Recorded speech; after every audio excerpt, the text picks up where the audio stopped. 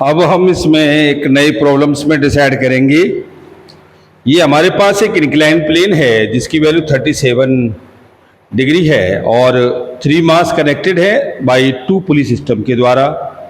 ये M1, M2 और M3 sign 37 की वैल्यू 3/5 है। तो यहाँ ये क्वेश्चन राइज ये करता है कि एक तो वो टेंशन पूछ रहा है इनके बीच में T1 और T2, और टेंशन के साथ इसके मास M1 को वो पूछ रहा है। अब यहाँ उसने कहा है कि M2 एंड M3 जो है ये 4 kg each of the coefficient of kinetic friction, इनके बीच में काइनेटिक फ्रिक्शन भी दे रखा है। कोफिशिएंट ऑफ काइनेटिक फ्रिक्शन है ये 0.25, तो ये काइनेटिक फ्रिक्शन इसका दे रखा है 0.25, और the masses M2 and M3 are 4 kg each, जिसमें M2 और M3 की वैल्यू जो दे रखी है, ये M2 की वैल्यू यही लगा दें, ये 4 kg और M3 की वैल्यू 4 kg है, और M1 की वैल्यू कोई डिसाइड नहीं है। वो इसमें पूछ रहा है कि M1 की वैल्यू क्या होगी। तो देखो ये हमारे पास 2 पुली के साथ 3 मास कनेक्टेड हैं। तो पहली चीज तो ये जान लीजिए कि इनके बीच में टेंशन कोई T1 होगा और इसके बीच में कोई टेंशन ये T2 होगा, और इसके बीच में कोई फ्रिक्शन फोर्स होगा। अब ये काइनेटिक है तो इसका मतलब है कि ये रिवॉल्यूशन हो रहा है इस तरह से, ए से ये इस तरह से जा रहा है, और ये डाउनवर्ड में है। जब ये डाउनवर्ड में है तो इसके कंपोनेंट हमारे पास कितना हो जाएगा, इसका कंपोनेंट होगा M1 का, देखो ये नॉर्मल फोर्स N1 और ये मास M1G के साथ, और ये टेंशन आपका T हो गया T1, और इसका मोशन हो गया ये A डाउनवर्ड के साथ। दूसरा हमारे पास कंपोनेंट आता है M2, तो M2 के लिए हमारे पास ये जस्टिफाई हम देख रहे हैं कि ये 2 वैल्यू है। इसको आप ऐसे दिखाएंगे, ये इसका नॉर्मल फोर्स है N2, ये इसका M2G, और ये आपका हो गया M2G cos 37 डिग्री,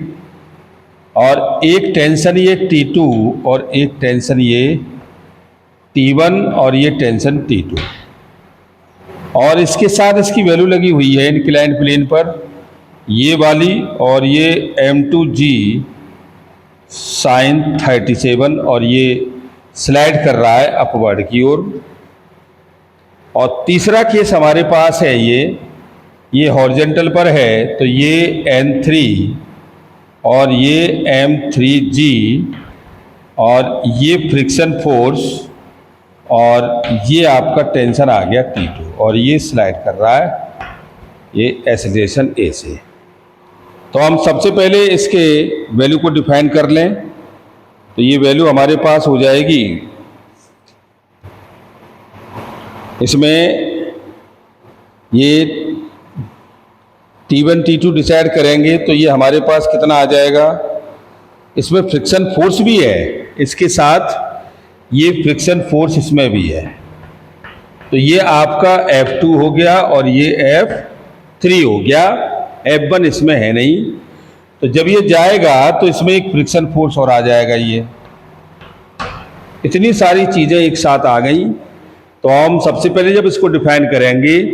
तो देखो ये हमारे पास वैल्यू हो जाएगी, पहली इसकी कंडीशन M1G माइनस के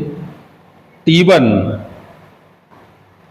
इज इक्वल टू, और ये M1A इक्वेशन फर्स्ट हो गई, और इसका नॉर्मल फोर्स हो गया N1 माइनस के M1G इज इक्वल टू 0। अब इस कंपोनेंट के साथ आ जाओ, इसमें आपकी वैल्यू हो जाएगी T1 माइनस के T2 और माइनस, और ये M2G sine theta, m2g sine theta और इक्वल टू ये m2a के साथ m2a और no no no no no no this is the value of ये t1 माइनस के m1g के साथ और ये वैल्यू आपकी हो जाएगी t2 माइनस के t1, ठीक, और प्लस m2g माइनस के t1 m2g माइनस के t1 और अपोजिट है t2। तो ये यहाँ पर कंपोनेंट आपका आएगा भाई, ये होता ये m2g साइन थीटा माइनस के t, जब ब्लॉक ऊपर को जाता, ठीक ऊपर जा रहा है, तो ये m2g साइन थीटा माइनस के t1 और plus t2 is equal to m2a और फ्रिक्शन फोर्स और है इसके साथ, और ये माइनस के F2 is equal to m2a के साथ, और इसका नॉर्मल फोर्स है हमारा N2 is equal to N2 minus के और ये m2g cos 37 is equal to 0, और ये नॉर्मल फोर्स इसके साथ रिप्रेजेंट हो रहा है। इसके हम कंपोनेंट अगर डिसाइड करते हैं तो ये आपका हो जाएगा कितना भाई, ये T2 इधर तो मोशन भी उधर है, तो T2 माइनस के F is equal to M3 ये A के साथ और ये N3 माइनस के M3G इज इक्वल टू 0। ये हमारे पास इक्वेशन है। अब इसको हम कैलकुलेट करेंगे तो ये वैल्यू आपकी आ रही है, ये सभी एक साथ, तो इसमें A हमारा कांस्टेंट है, A को उसने कांस्टेंट किया है, स्लोली है। जब A कांस्टेंट हो जाएगा तो देखो पहली condition T is equal to ये m1g हो गया, दूसरी कंडीशन हो गया T1 इज इक्वल टू और ये m2g sine theta plus T2 और माइनस के, और ये आपका प्लस आ गया, ये प्लस के फ्रिक्शन फोर्स प्लस F2 भाई m2g साइन थीटा और प्लस T2 प्लस F2 के साथ, और यहाँ ये आपकी वैल्यू हो गई T2 माइनस के F इज इक्वल टू 0। तो यहाँ ये हमारे पास इतना आ गया, तो इस वैल्यू को हम यहाँ डिफाइन करेंगे तो T1 is equal to m2g sine theta और प्लस T2 और ये म्यू N2, तो N2 की वैल्यू हो गई m2g cos theta, 2g cos theta, और यहाँ हमारे पास है ये, और T2 is equal to value हमारे पास है ये म्यू और ये m3g के साथ।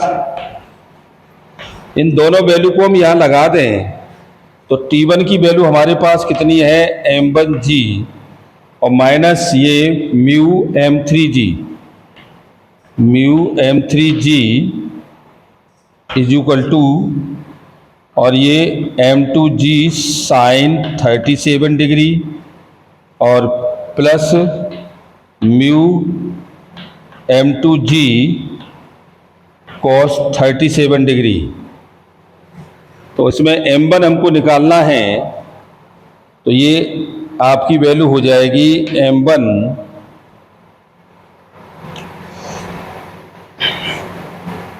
m1 इज इक्वल टू, तो m1 क्या, टेंशन निकाल लीजिएगा, टेंशन डिसाइड हो जाएगा। तो m1g माइनस के 0.25 इंटू 4g और ये 4g into sine 37 plus 0.25 into 4g cos 37। तो तो ये हमारे पास आती है वैल्यू,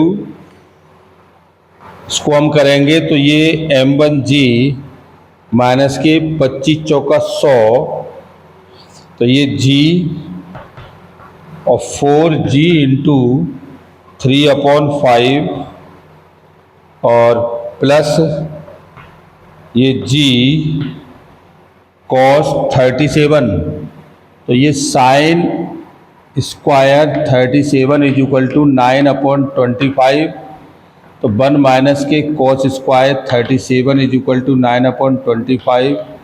तो 9/25 cos स्क्वायर 37, तो 16/25 इज इक्वल टू cos 37, तो cos 37 4/5। तो ये वैल्यू आपके पास आ गई कितनी, m1g माइनस के g और 4 3 जा 12 g/5 प्लस g और ये 4/5, तो ये वैल्यू आपकी हो गई 16/5g और m1g is equal to 16/5g plus g, तो 6 और 5 ये हो गया 16 5 21/5g, ये इससे कैंसिल हो गया, तो m1 की वैल्यू हमारे पास आ गई 21/5 kg। m1 की वैल्यू हमें मिली। अब इस m1 से हम टेंशन T1 निकाल लेंगे, तो T1 इज इक्वल टू कितना है 21/5 इंटू 9.8 या 10 लगा लो, तो ये 5 2 जा, तो ये 42 न्यूटन आ गया। अच्छा, दूसरी वैल्यू हमारे पास T2 की निकालेंगे, तो T2 की टेंशन हमारे पास हो जाएगा 0.25 इंटू जी m3g, तो m3 कितना 4 इंटू जी के साथ, तो T2 वैल्यू आपकी कितनी हो गई, ये g और इसकी वैल्यू होती है 10 Newton. Thank you very much इस गजब प्रॉब्लम्स के लिए।